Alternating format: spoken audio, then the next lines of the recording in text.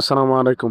আপনার জীবনে খারাপ সময় চলছে, সব কিছুতে ব্যর্থ হচ্ছেন, মনে হচ্ছে আল্লাহ আপনাকে ভুলে গেছে, তাহলে আজকের এই কথাগুলা আপনার জন্য। মনে রাখবেন, আল্লাহ তাআলা কাউকে উত্তম কিছু দিতে চাইলে তাকে পরীক্ষা করেন। কারণ এই দুনিয়া আরাম আয়েশের জায়গা না, এই দুনিয়াটাই একটা পরীক্ষার হল। আল্লাহ রাব্বুল আলামিন কোরআনুল কারীমের ৬৭ নম্বর সূরা মুলকের ২ নম্বর আয়াতে বলেন, আল্লাযী খালাকাল মাউতা ওয়াল হায়াতা লিয়াবলুয়াকুম আইয়ুকুম আহসানু আমালা। তিনিই সে সত্তা যিনি মৃত্যু এবং জীবন সৃষ্টি করেছেন পরীক্ষার জন্য। তিনি দেখবেন আমলে কে শ্রেষ্ঠ।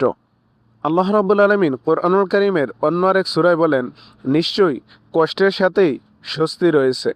দেখুন, আমাদের প্রিয় নবী সাল্লাল্লাহু আলাইহি সাল্লাম তিনি ছিলেন দুনিয়ার বুকে সর্বশ্রেষ্ঠ মানুষ। আল্লাহ তাআলা চাইলেই তাকে সরাসরি নবুয়তি দিতে পারতেন কোনো রকম কষ্ট ছাড়া। কিন্তু কি হয়েছে, শৈশবে পিতৃহীন, মাতৃহীন, দারিদ্র, তায়েফে পাথর মারা, মক্কার নির্যাতন, এসব কষ্টের পরেই তিনি হয়েছেন সমগ্র মানবজাতির জন্য রহমত। আবার দেখুন আল্লাহর খলিল নবী ইব্রাহিম আলাইসাল্লামের ব্যাপারটা, সারাটা জীবন পরীক্ষা আর পরীক্ষা। শেষ পর্যায়ে এমন হয়েছে যে সন্তানকে কুরবানি করতে নিতে হয়েছে। আল্লাহ তাআলা চাইলেই তাকে পরীক্ষা ব্যতীত সম্মানিত করতে পারতেন না? অবশ্যই পারতেন, কিন্তু তা করেননি। কারণ পরীক্ষার মধ্যেই রয়েছে বড় হিকমা, বড় মর্যাদা। তাহলে আপনি কি ভাবছেন আপনার কষ্টের কোনো মূল্য নেই?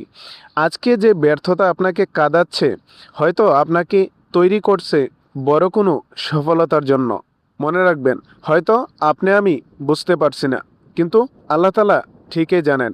আল্লাহ তাআলা কুরআনুল কারীমে বলে দিয়েছেন, আল্লাহু খায়রুল মাকিরিন।